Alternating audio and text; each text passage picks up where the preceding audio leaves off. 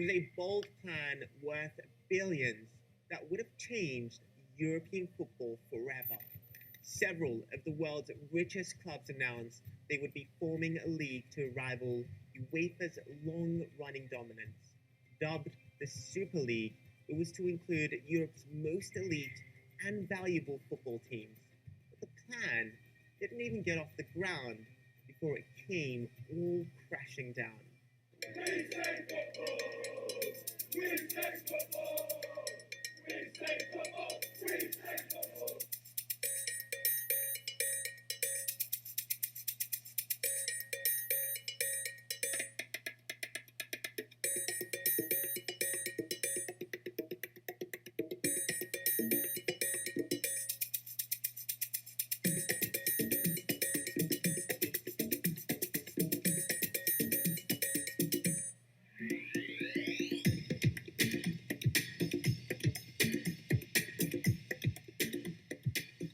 At the same time, across Europe, I've arrived at playing the best club football that it's possible to play.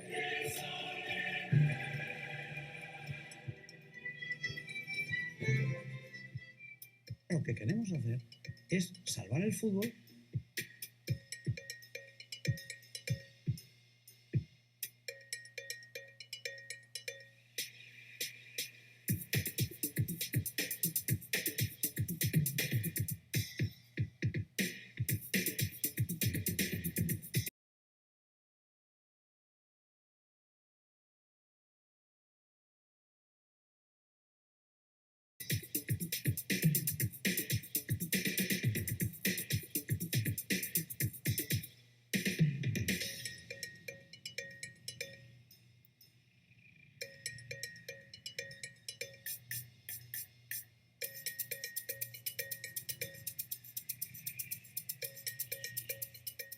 What we have now is civil war in football. On the one hand, we have these so-called big clubs. On the other hand, we have the leagues and the governing bodies. And what these so-called big clubs want is more money in the future.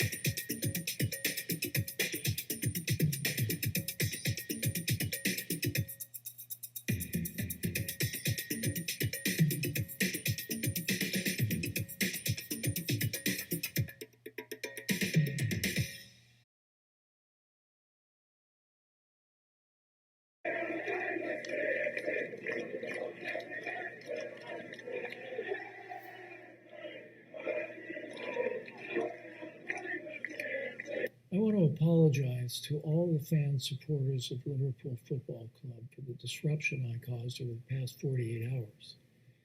Goes without saying, but should be said, that the project put forward was never going to stand without the support of the fans.